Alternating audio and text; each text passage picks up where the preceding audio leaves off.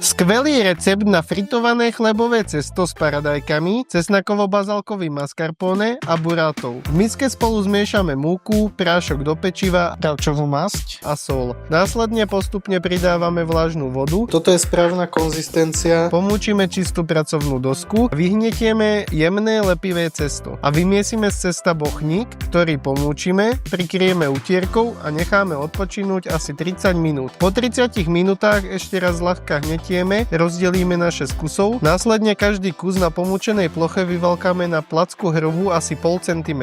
Pripravenú placku fritujeme na rozpálenom oleji z oboch strán do zlatohneda a po osmažení necháme usušiť na papierovej utierke. Medzi tým rozmiešame mascarpone s prelisovaným cesnakom a bazalkovým pestom. Nakrájame i paradajky. Na placku podľa našej fantázie nastriekame mascarpone, na mascarpone poukladáme nakrájané paradajky, na paradajky buratu i listy bazalky. Buratu z jednej strany nakrojíme, jemne osolíme a okoreníme. Na záver polejeme olivovým olejom. Prajeme dobrú chuť. Celý videorecept nájdeš na našom YouTube kanáli, tak klikaj a prajeme ti dobrú chuť.